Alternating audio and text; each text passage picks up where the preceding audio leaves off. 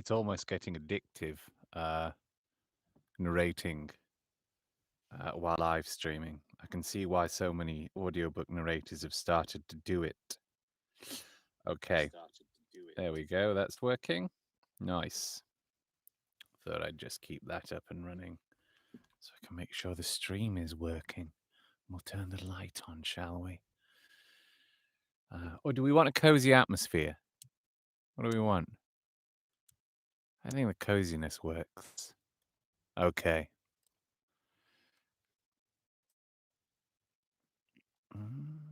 Just set a few things up. There we go.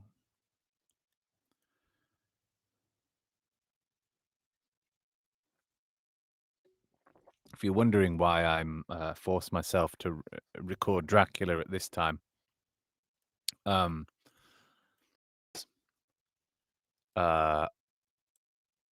I set myself a year, New Year's Eve hence, I set myself the task of writing or doing something that contributed to writing a book for at least an hour a night or a day. And I have been writing a book, and I'm near the end of that vomit draft, but I also really want to do another book. And I've come to a point where I'm finding it a little bit of a bit of a slog, I suppose, where I am currently with my main book. So I wanted to write something else as well, so I could flip between projects. The problem is that that other book requires me reading Dracula as research. And I was like, well, I need to read Dracula. It's in the public domain, and I wanted to do Dracula as an audiobook for the second series of or season or whatever of Bailey's Bookshelf. The first of which being The War of the Worlds, which is available for free now on all good podcast providers. So I thought, why not kill two birds with one stone and read it for my research and record it at the same time.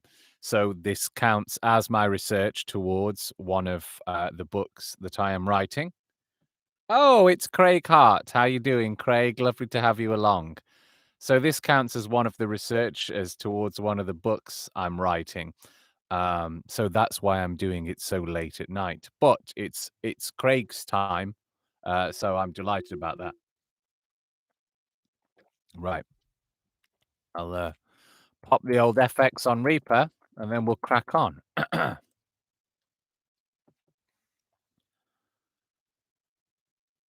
Chapter 4. Jonathan Harker's Journal. Continued. I awoke in my own bed.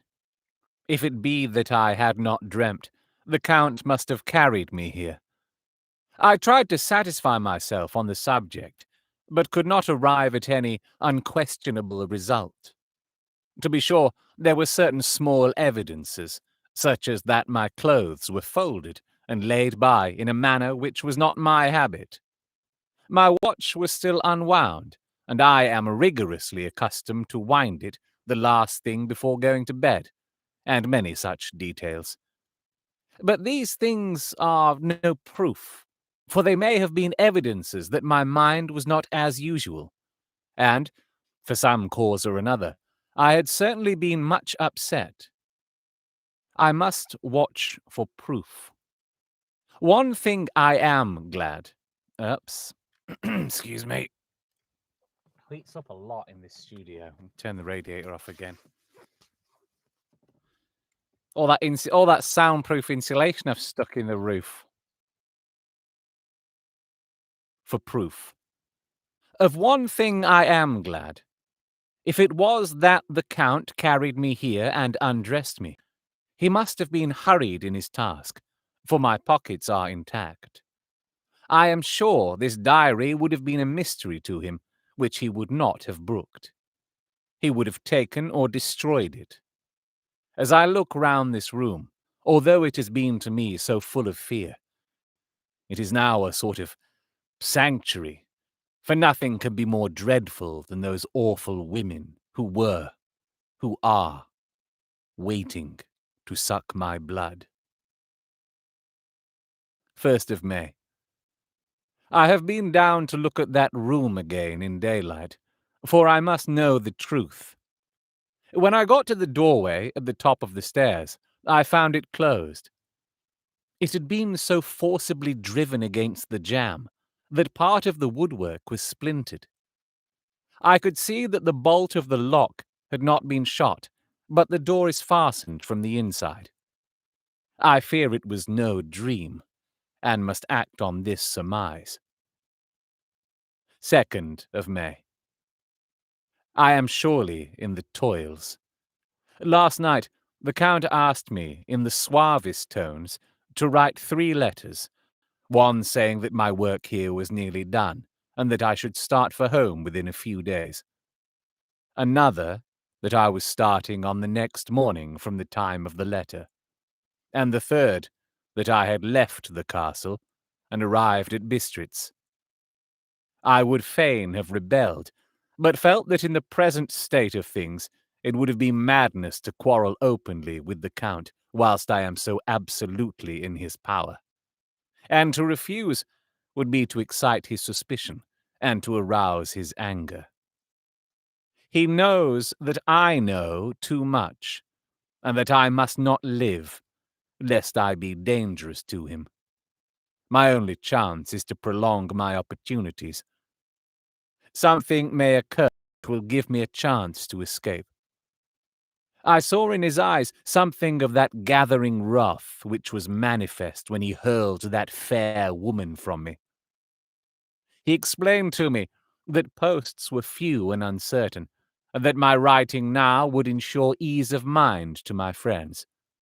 And he assured me, with so much impressiveness, that he would countermand the later letters, which would be held over at Bistritz until due time in chance.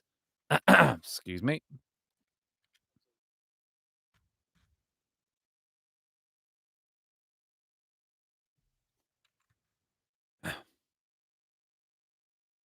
Which would be held over at Bistritz until due time in case chance would admit of my prolonging my stay. That to oppose him would have been to create new suspicion. I therefore pretended to fall in with his views, and asked him what dates I should put on the letters. He calculated a minute, and then said, "The first should be June 12, the second June 19th, and the third June 29. I know, now, the span of my life.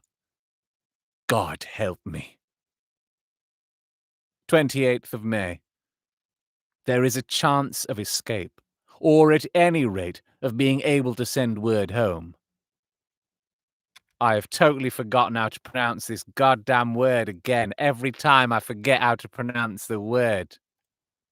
Good gracious. Back over we go to reliable old Forvo. S-Z-G-N...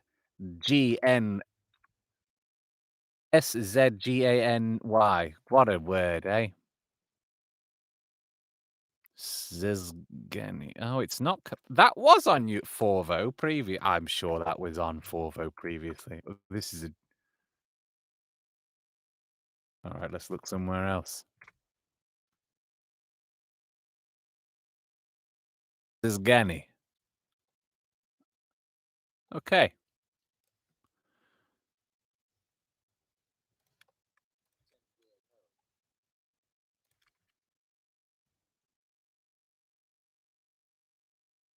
Just send word home. Oh, that was a bit crackly. Was that my headphones?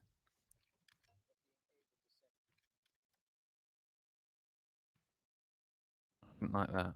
Just bear with me. It might be a bit of an issue with the mic.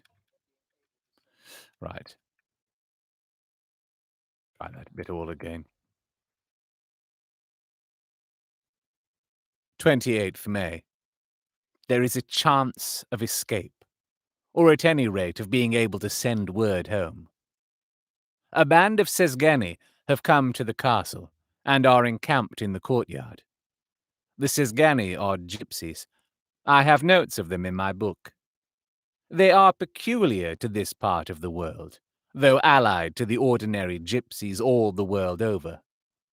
There are thousands of them in Hungary and Transylvania, who are almost outside all law. They attach themselves, as a rule, to some great noble or boyar, and call themselves by his name. They are fearless and without religion, save superstition, and they talk only their own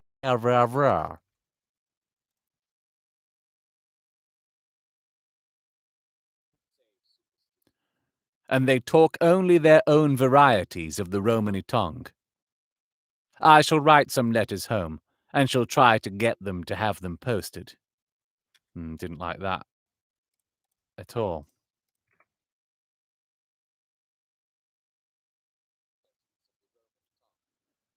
I shall write some letters home, and shall try to get them to have them posted. I have already spoken with them through my window to begin acquaintanceship. Oh, Rob.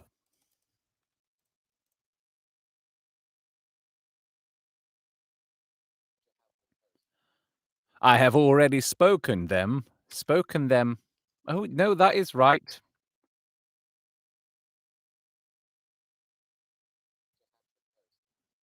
I have already spoken them through my window to begin acquaintanceship. They took their hats off and made obeisance and many signs, which, however, I could not understand. Ugh.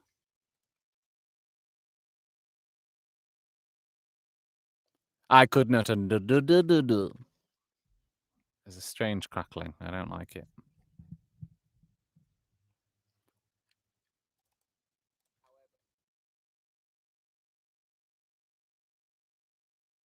Many signs.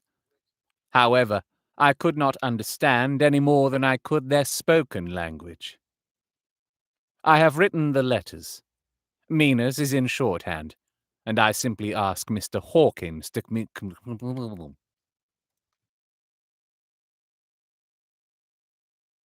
Mina's is in shorthand, and I simply ask Mr. Hawkins to communicate with her.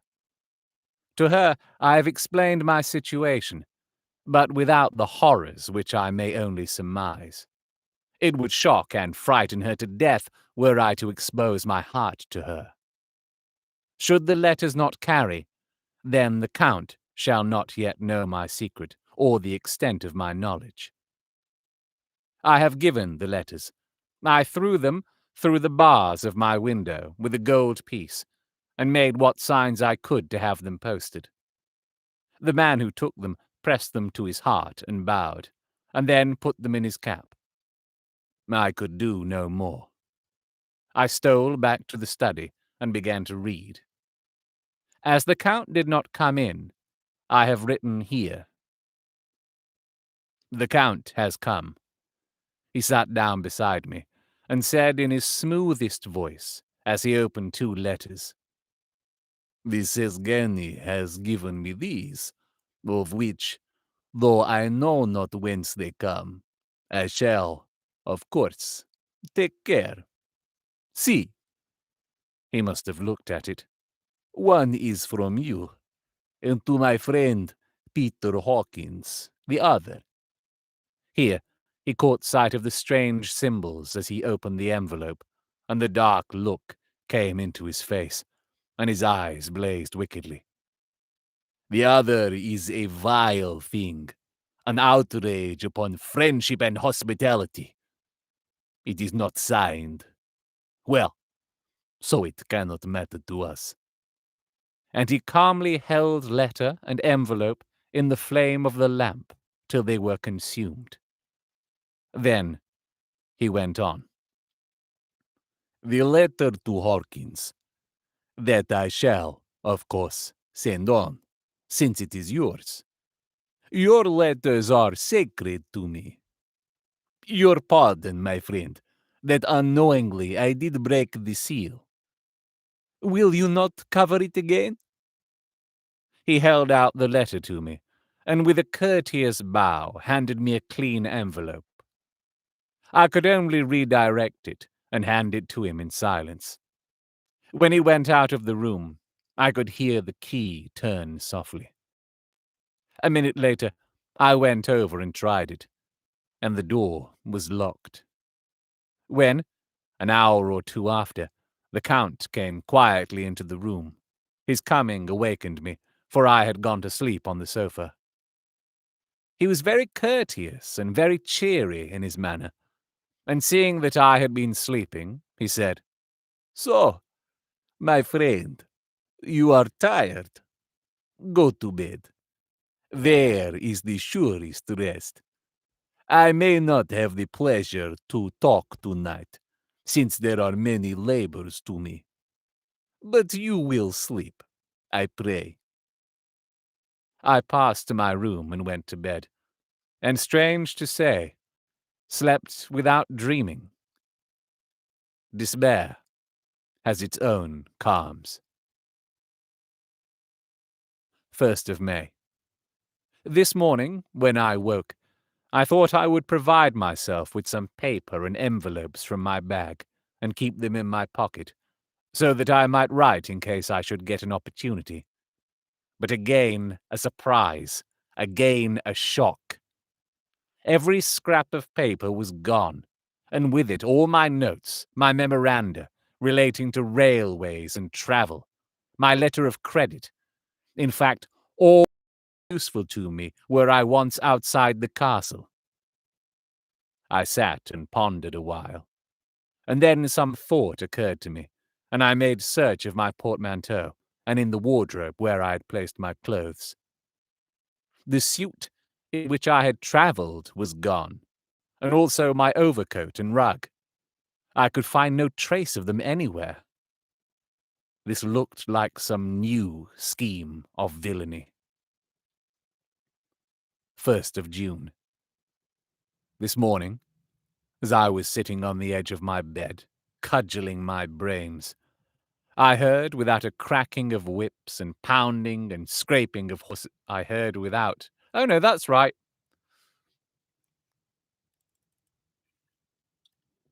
Stop second-guessing yourself, Rob.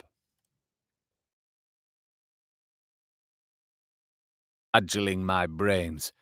I heard without a cracking of whips and pounding and scraping of horses' feet up the rocky path beyond the courtyard. I've fucked that up, didn't I? Without, as in outside. I always get that wrong.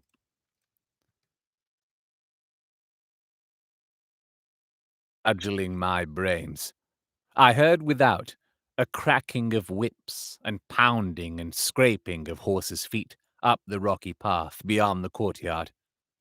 With joy, I hurried to the window and saw drive into the yard 2 great lighter wagons, each drawn by 8 sturdy horses, and at the head of each pair a Slovak, with his wide hat, great nail-studded belt, dirty sheepskin, and high boots. They had also their long staves in hand. I ran to the door, intending to descend, and try and join them through the main hall, as I thought that way might be opened for them. Again a shock. My door was fastened on the outside. Then I ran to the window and cried to them. They looked up at me stupidly and pointed. But just then, the hetman of the Szgany came up. Choked there. Well, you heard it. I didn't say I choked.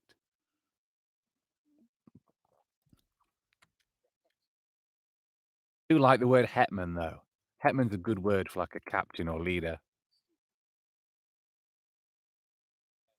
The hetman of the Szgany came out, and seeing them pointing to my window, said something, at which they laughed. Henceforth, no effort of mine, no piteous cry or agonized entreaty would make them even look at me. They resolutely turned away. The lighter wagons contained great square boxes with handles of thick rope. These were evidently empty by the ease with which the Slovaks handled them, and by their resonance as they were roughly moved. When they were all unloaded and packed in a great heap in one corner of the yard, The Slovaks were given some money by the Szgany, and spitting on it for luck, lazily went each to his horse's head. Shortly afterwards, I heard the cracking of their whips die away in the distance. 1st of June. Before morning. Last night, the Count left me early, and locked himself into his own room. As soon as I dared, I ran up the winding stair, and looked out of the window which opened south. I thought I would watch for the Count, but there is something going on. The Szgany are quartered somewhere in the castle, and are doing work of some kind. I know it, for now and then I hear a far-away muffled sound, as of mattock and spade, and, whatever it is, it must be the end of some ruthless villainy. I had been at the window somewhat less than half an hour, when I saw something coming out of the Count's window. I drew back, and watched carefully, and saw the whole man emerge. It was a new shock to me to find that he had on the suit of clothes which I had worn whilst travelling here, and slung over his shoulder the terrible bag which I had seen the woman take away. Women take away.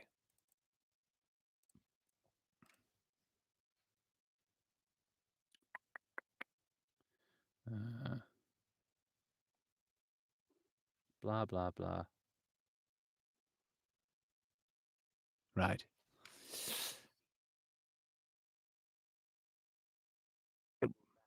Which I had blah, blah, blah. Excuse me. The terrible bag which I had seen the women take away. There could be no doubt as to his quest, and in my garb, too.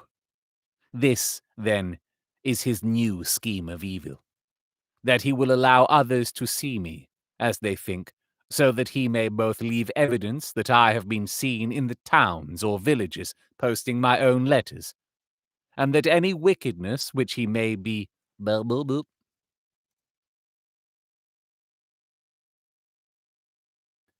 and that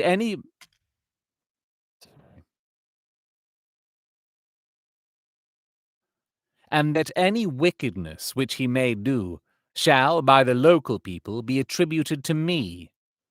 It makes me rage to think that this can go on, and whilst I am shut up here, a veritable prisoner, but without the protection of the law, which is even a criminal's right and consolation.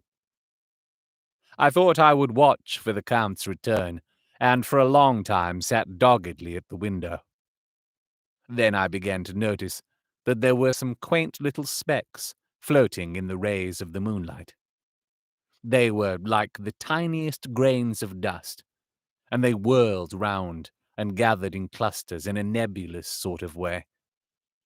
I watched them with a sense of soothing, and a sort of calm stole over me. I leaned back in the embrasure of a more comfortable position, so that I could enjoy more fully the aerial gambolling. Something made me start up. A low, piteous howling of dogs somewhere far below in the valley, which was hidden from my sight. Louder it seemed to ring in my ears, and the floating motes of dust to take new shapes to the sound as they danced in the moonlight. I felt myself struggling to awake to some call of my instincts. Nay, my very soul was struggling, and my half-remembered sensibilities were striving to answer the call. I was becoming hypnotized. Quicker and quicker danced the dust. The moonbeams seemed to quiver as they went by me into the mass of gloom beyond. More and more they gathered, till they seemed to take dim, phantom shapes. And then I started, broad awake and in full possession of my senses, and ran screaming from the place. The phantom shapes, which were becoming gradually materialized from the moonbeams. Moonbeams. The moonbeams.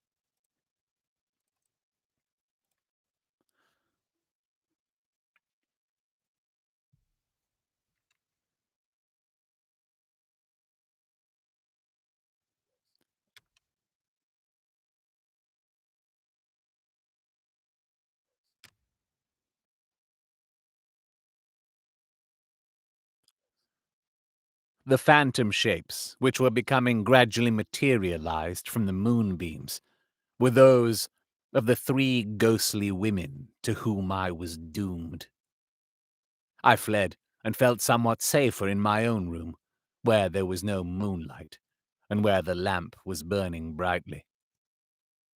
When a couple of hours had passed, I heard something stirring in the Count's room, something like a sharp wail quickly suppressed, and then there was silence, deep, awful silence, which chilled me.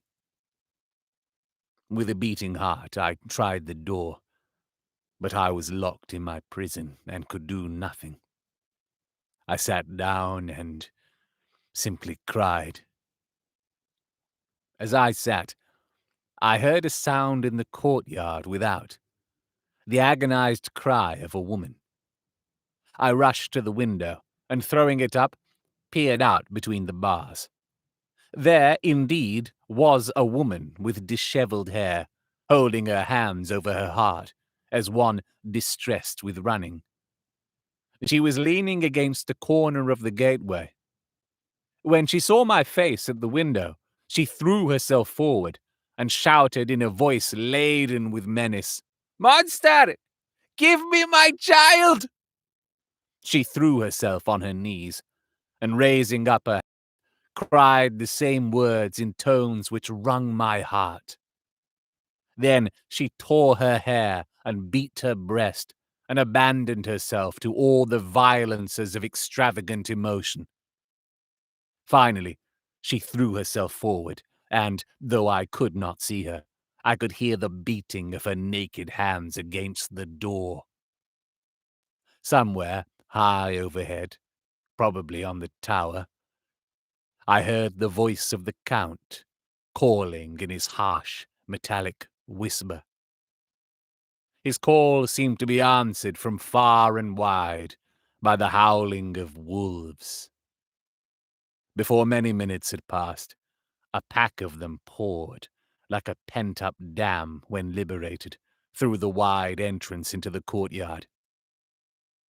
There was no cry from the woman, and the howling of the wolves was but short. Before long, they streamed away singly, licking their lips. I could not pity her, for I knew now what had become of her child, and she was better dead. What shall I do? What can I do? How can I escape from this dreadful thing of night and gloom and fear? 1st of June, morning. No man knows, till he has suffered from the night, how sweet and how dear to his heart and eye the morning can be. When the sun grew so high this morning that it struck the top of the great gateway opposite my window, the high spot which it touched seemed to me as if the dove from the ark had lighted there. My fear fell from me, as if it had been a vaporous garment which dissolved in the warmth. I must take action of some sort, whilst the courage of the day is upon me.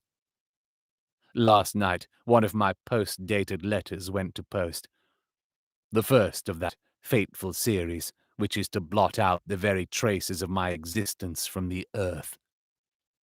Let me not think of it. Action. It has always been at night time that I have been molested or threatened, or in some way in danger or in fear. Didn't like that.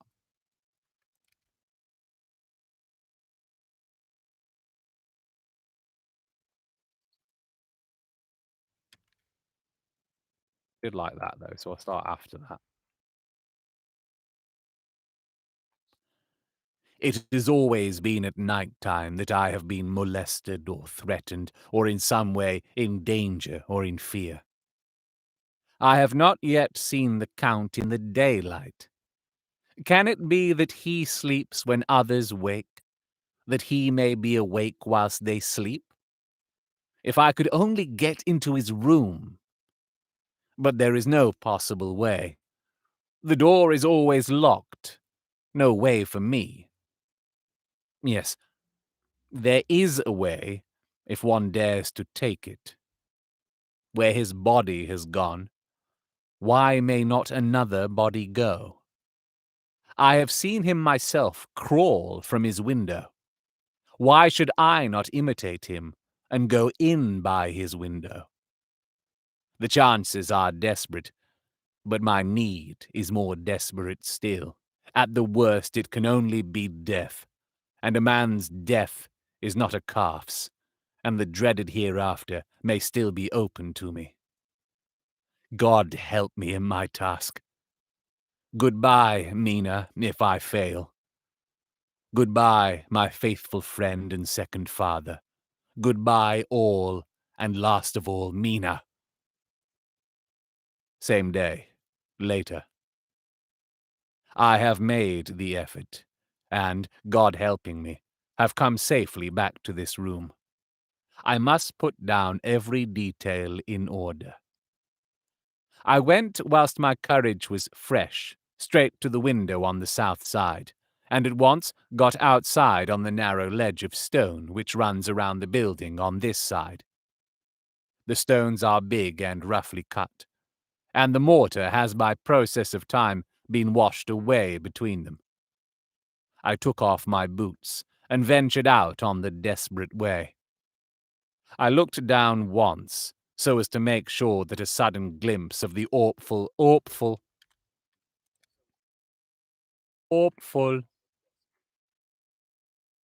I looked down once, so as to make sure that a sudden glimpse of the awful depth would not overcome me, but after that kept my eyes away from it.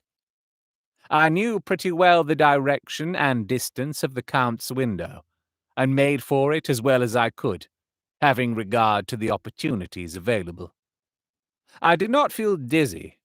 I suppose I was too excited, and the time seemed ridiculously short till I found myself standing on the window-sill and trying to raise up the sash.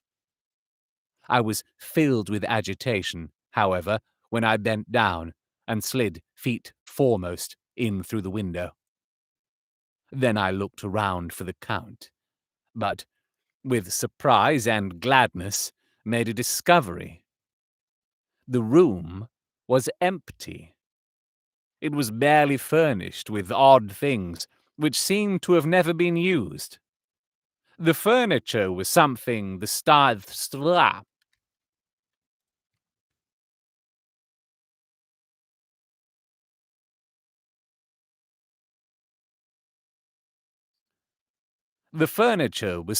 same style as that in the south rooms, and was covered with dust.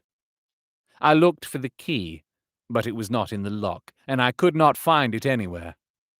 The only thing I could find— nope, that's not what the words say.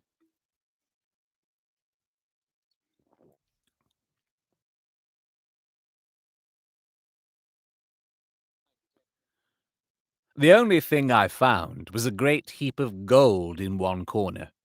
Gold of all kinds. Roman and British and Austrian and Hungarian and Greek and Turkish money, covered with a film of dust, as though it had lain long in the ground.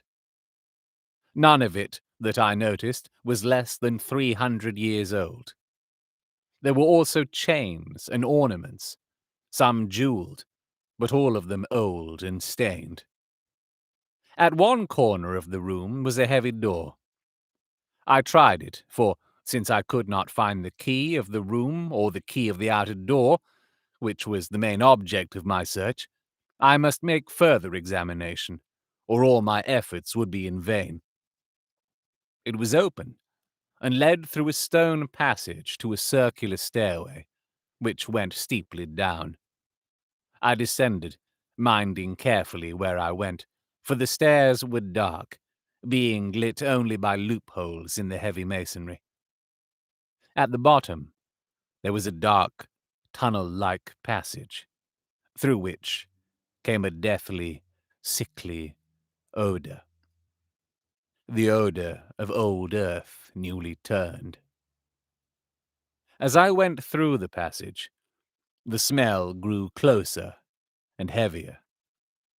At last, I pulled open a heavy door which stood ajar, and found myself in an old, ruined chapel, which had evidently been used as a graveyard. The roof was broken, and in two places were steps leading to vaults. But the ground had recently been dug over, and the earth placed in great wooden boxes, manifestly those which had been brought by the Slovaks. There was nobody about, and I made search for any further outlet, but there was none. Then I went over every inch of the ground, so as not to lose a chance. I went down even into the vaults, where the dim light struggled, although to do so was a dread to my very soul. Into two of these I went, but saw nothing except fragments of old coffins and piles of dust. In the third, however, I made a discovery. There, in one of the great boxes, of which there were 50 in all, on a pile of newly dug earth, lay the Count. He was either dead or asleep, I could not say which, for the eyes were open and stony, but without the glassiness of death, and the cheeks had the warmth of life through all their pallor. The lips were as red as ever, but there was no sign of movement, no pulse, no pulse, no pulse, over-egging the posh British voice there.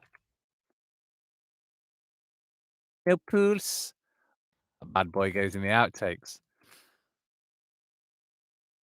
Sign of movement, no pulse, no breath, no beating of the heart.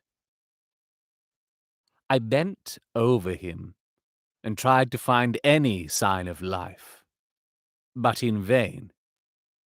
He could not have lain there long, for the earthy smell would have passed away in a few hours. By the side of the box was its cover, pierced with holes here and there. I thought he might have the keys on him, but when I went to search, I saw the dead eyes, and in them, dead though they were, such a look of hate, though unconscious of me or my presence, that I fled from the place, and leaving the Count's room by the window, crawled again up the castle wall. Castle wall if you're posh, Rob. Come on now. Window, crawled again up the castle wall. Regaining my room, I threw myself, panting, upon the bed, and tried to think. 1st of June. Today is the date of my last letter, and the Count has taken steps to prove that it was genuine. For again I saw him leave the castle by the same window, and in my clothes.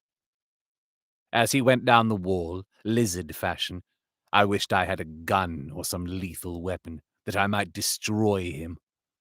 But I fear that no weapon wrought alone by man's hand would have any effect on him. I dared not wait to see him return, for I feared to see those weird sisters. I came back to the library, and read there till I fell asleep. I was awakened by the Count, who looked at me as grimly as a man can look, as he said, I quite like that crackle, actually. I'm going to leave that in. Quite like that. But I'm going to bop the radiator back on again.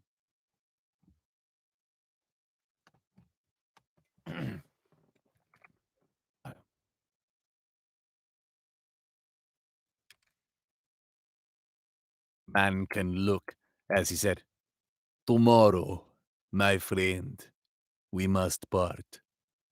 You return to your beautiful England. I to some work which may have such an end that we may never meet.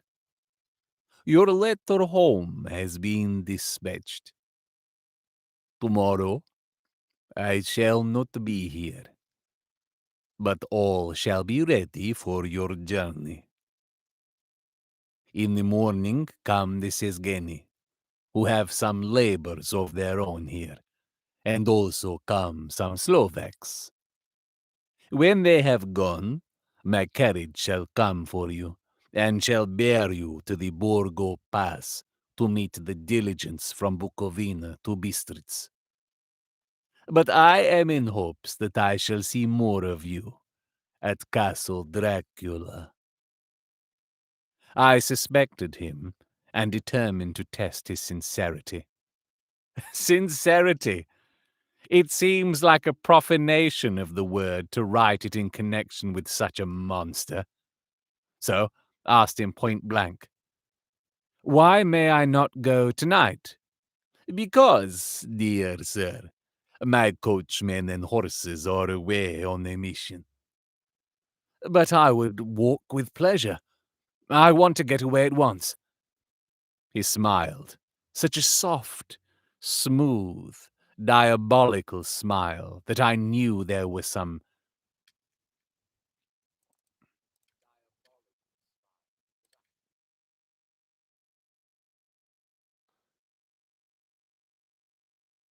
way at once. He smiled, such a soft, smooth, diabolical smile that I knew there was some trick behind his smoothness. He said, "And your baggage?" "I do not care about it. I can send for it some other time." The Count stood up and said, with a sweet courtesy that made me rub my eyes, it seemed so real, "You English have a saying which is close to my heart, for it's spinach, it's spinach,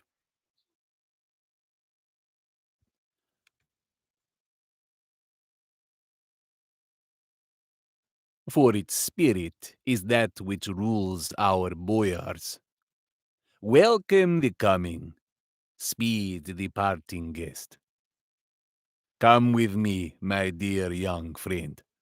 Not an hour shall you wait in my house against your will, though sad I am at your going, and that you so suddenly desire it. Come." With a stately gravity, he, with the lamp, preceded me down the stairs and along the hall. Suddenly he stopped. "Hark!" Close at hand came the howling of many wolves. It was almost as if the sound sprang up at the rising of his hand, just as the music of a great orchestra seems to leap under the baton of the conducteur. The conducteur! I've studied the arts of the conducteur.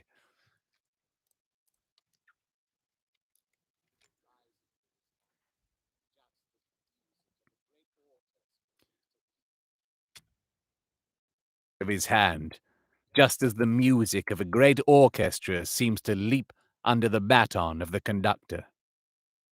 After a pause of a moment, he proceeded in his stately way to the door, drawing back the ponderous bolts, unhooked the heavy chains, and began to draw it open. To my intense astonishment, I saw that it was unlocked. Suspiciously, I looked all round, but could see no key of any kind. As the door began to open, the howling of the wolves grew louder and angrier. Their red jaws, with champing teeth, and their blunt-clawed feet as they leaped, came in through the opening door. I knew then that to struggle at the moment against the Count was useless. With such allies as these at his command, I could do nothing.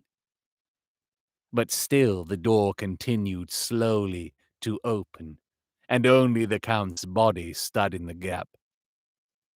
Suddenly, it struck me that this might be the moment and means of my doom. I was to be given to the wolves, and at my own instigation.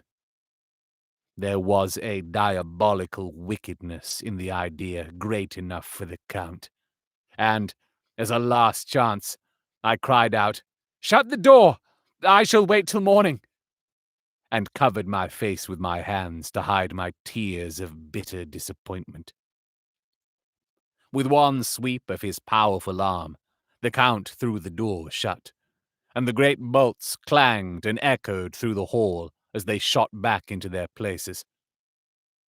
In silence, we returned to the library, and after a minute or two I went to my own room.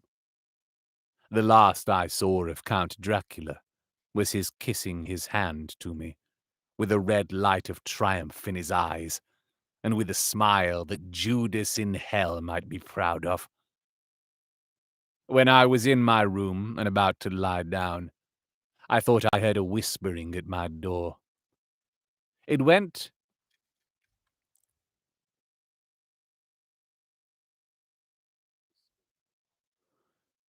I went to it softly and listened. Unless my ears deceived me, I heard the voice of the Count. "Back, back to your own place. Your time is not yet come. Wait, have patience. Tonight is mine. Tomorrow night is yours."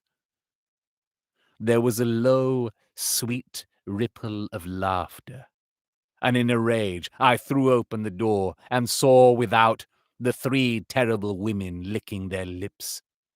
As I appeared, they all joined in a horrible laugh and ran away.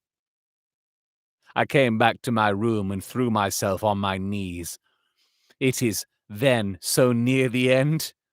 Tomorrow? Tomorrow?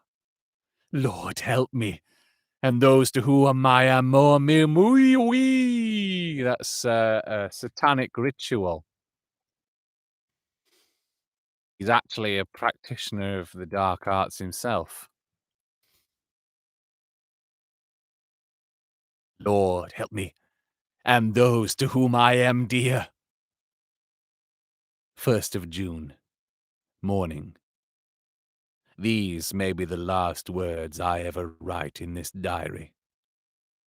I slept till just before the dawn, and when I woke, threw myself on my knees, for I determined that if death came, he should find me ready. At last, I felt that subtle change in the air, and knew that the morning had come. Then came the welcome cock-crow, and I felt that I was safe. With a glad heart, I opened my door and ran down to the hall.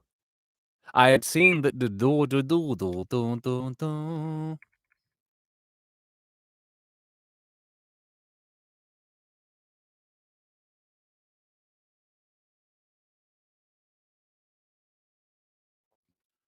I had seen that the door was unlocked, and now escape was before me. With hands that trembled with eagerness, I unhooked the chains and drew back the massive bolts. But the door would not move.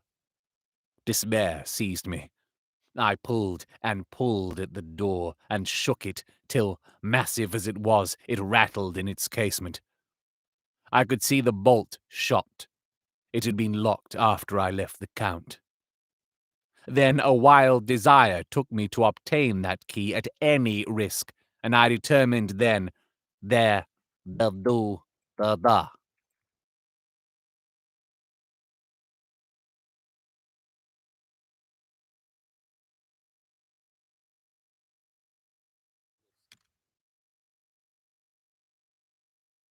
At any risk, and I determined then and there to scale the wall again and gain the Count's room.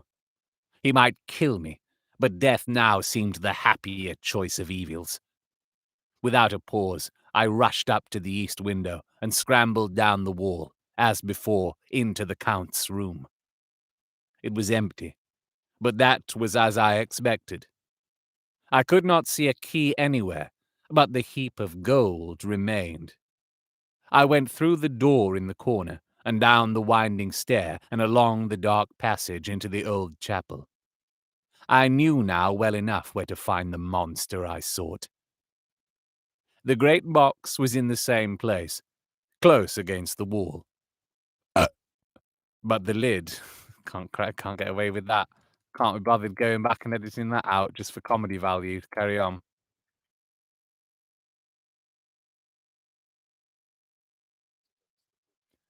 But the lid was laid on it, not fastened down, but with the nails ready in their places to be hammered home.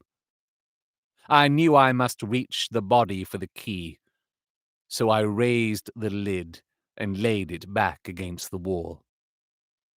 And then I saw something which filled my very soul with horror.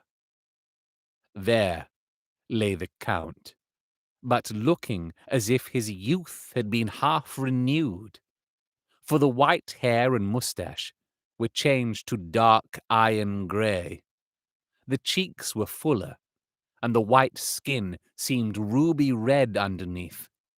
The mouth was redder than ever, for on the lips were gouts of fresh blood, which trickled from the corners of the mouth and ran over the chin and neck. Even the deep, burning eyes seemed set amongst swollen flesh, for the lids and pouches underneath were bloated. It seemed as if the whole awful creature was simply gorged with blood. He lay like a filthy leech, exhausted with his repletion. I shuddered as I bent over to touch him, and every sense in me revolted at the contact. But I had to search, or I was lost. The coming night might see my own body a banquet in a similar way to those horrid three. I felt all over the body, but no sign could I find of the key. Then I stopped and looked at the Count. There was a mocking smile on the bloated face, which seemed to drive me mad. This was the being I was helping to transfer to London, where, perhaps for centuries to come, he might, amongst its teeming millions, satiate his lust for blood and create a new and ever-widening circle of semi-demons to batten on the helpless. The very thought drove me mad. A terrible desire came upon me to rid the world of such a monster. There was no lethal weapon at hand, but I seized a shovel which the workmen had been using to fill the cases, and lifting it high, struck with the edge downward at the hateful face. But as I did so, the head turned, and the eyes fell full upon me, with all their blaze of basilisk horror. The sight seemed to paralyze me, and the shovel turned in my hand and glanced from the face, merely making a deep gash above the forehead. The shovel fell from my hand across the box, and as I pulled it away, the flange of the blade caught the edge of the lid, which fell over again, and hid the horrid thing from my sight. The last glimpse I had was of the bloated face, blood-stained and fixed with a grin of malice, which would have held its own in the nethermost hell. I thought and thought what should be my next move, but my brain seemed on fire, and I waited with a despairing feeling growing over me. As I waited, I heard in the distance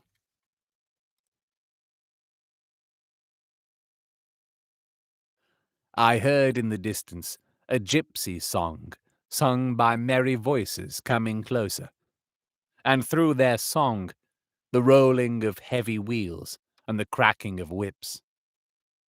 The Szgeni and the Slovaks of whom the Count had spoken were coming.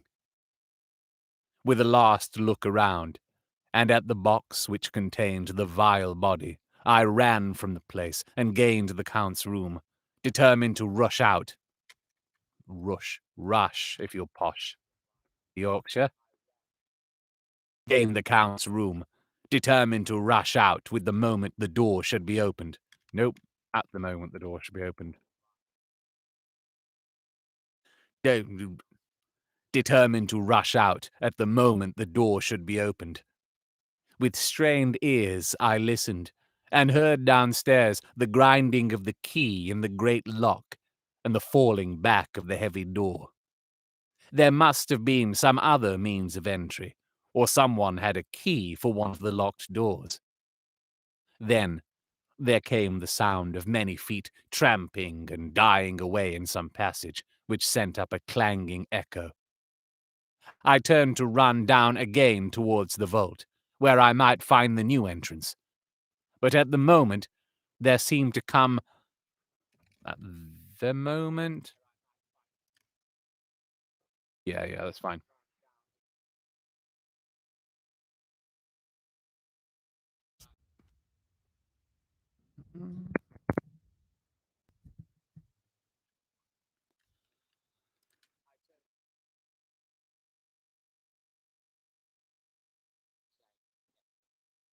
I turned to run down again towards the vault, where I might find the new entrance.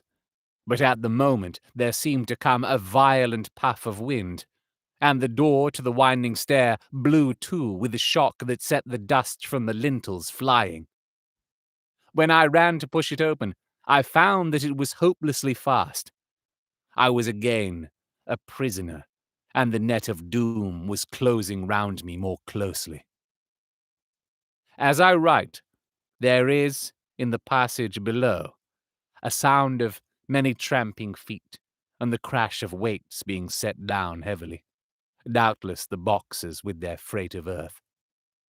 There is a sound of hammering. It is the box being nailed down. Now I can hear the heavy feet tramping along.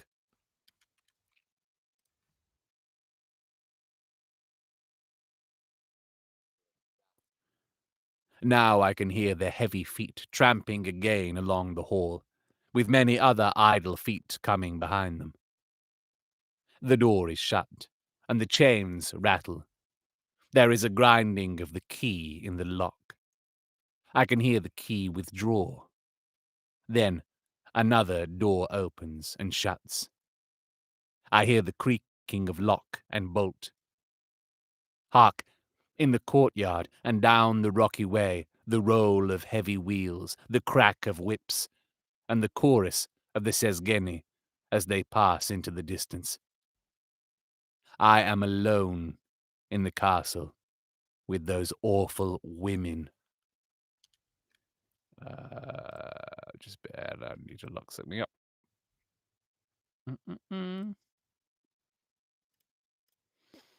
I have forgotten how to pronounce this word.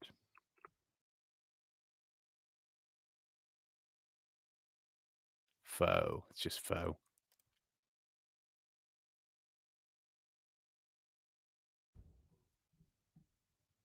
Foe. Mina is a woman, and there is naught in common. They are devils of the pit.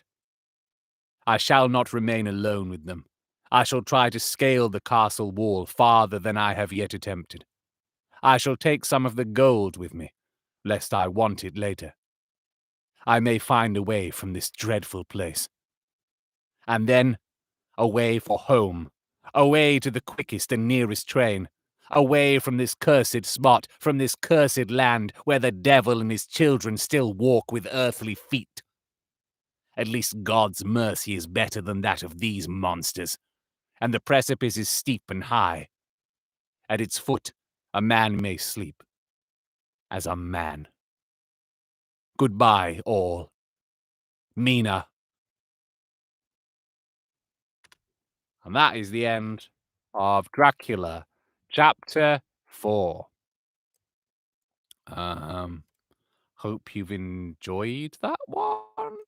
Okay, I don't know how to turn this off. I've forgotten again. Okay, it's been lovely. Thank you. I see a couple of people watching, which is very kind, and we've just hit the hour mark on the live stream. So, yeah, it's quite addictive doing streaming, isn't it? I will be streaming some more Dracula, maybe tomorrow, maybe the day after. It recently, yesterday, released as a podcast was the entirety of the War of the Worlds, which was the first season of Bailey's Bookshelf. Dracula will be the second season of Bailey's Bookshelf. Don't know when it'll be ready. This is just something I do in my spare time. I've got 4 audiobooks for clients on the go at the moment, so I do need to prioritize those bad boys really as well. Um, if you want to, if you like heavy metal, I do a heavy metal radio show, which will be tomorrow or just gone today on metalworldradio.com at 1 o'clock in the afternoon in Britain, GMT, and that's 8 a.m. EST if you are in the States. Okay, it's been a lot of fun. Thank you very much. I'll go and give my voice a rest. Thank you for listening in. And I shall awkwardly sign off while I'm looking for the end stream button. Thanks a lot. Bye. Bye.